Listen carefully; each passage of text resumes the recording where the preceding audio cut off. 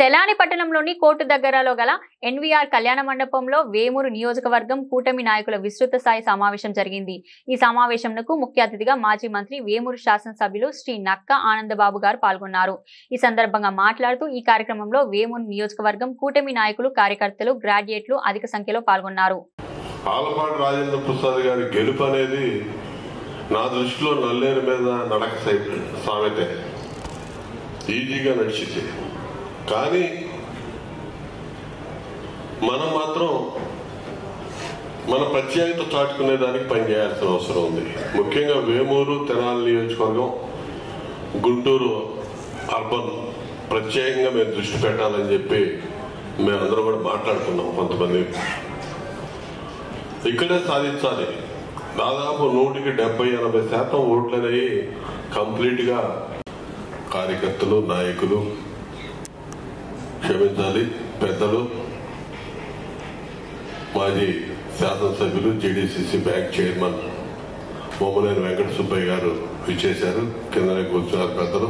మనందరికీ మొట్టమొదటి నుంచి ఎంతో అండగా ఉండేటటువంటి పెద్దలు బొమ్మలేని వెంకట సుబ్బయ్య గారు, వేదిక ముందు ఆశీనులైనటువంటి వివిధ హోదాల్లో ఉన్నటువంటి నాయకులు, కార్యకర్తలు, పార్టీ కుటుంబ సభ్యులు అందరూ కూడా హృదయపూర్వక నమస్కారం తెలియజేస్తా ఉన్నా.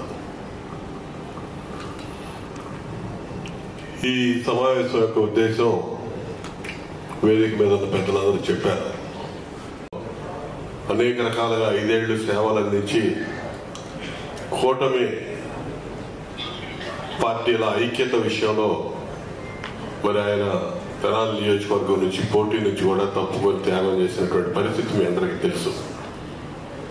చంద్రబాబు నాయుడు గారి ఆదేశాలతో ఇక్కడ జనసేన పార్టీ అభ్యర్థికి కేటాయిస్తే మరి వారు ఏ విధంగా పెద్దరికంగా గౌరవప్రదంగా వ్యవహరించి పార్టీ గెలుపు కోసం ఏ విధంగా పనిచేస్తాడో మీకు తెలుసు. అది పార్టీ తెలుసు, పార్టీ గుర్తించింది, గౌరవించింది. వెంటనే వచ్చినటువంటి ఎన్నికల్లో మంచి కంబైన్డ్ మీటింగ్స్ జరిగినాయి. మన నియోజకవర్గంలో జరిగినటువంటి సమావేశాల్లో కూడా మనం అనేక పర్యాయాలు ఆ విషయం మాట్లాడుకున్నాం.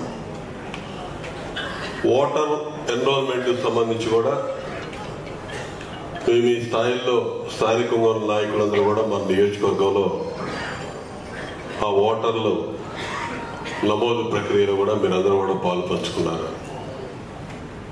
ఇప్పుడు దాదాపు ఒక 3-4 నెలల నుంచి ఈ ప్రక్రియ కొనసాగుతూ ఉంది. ఈ 2 జిల్లాలు, గుంటూరు, కృష్ణా జిల్లాలకు సంబంధించి ఎమ్మెల్సీ ఎన్నిక ఒక ఎత్తు అయితే, అందులో అభ్యర్థిగా పోటీ చేస్తున్నటువంటి ఆలపాటి రాజేంద్ర ప్రసాద్ గారు మనకి ప్రత్యేకం.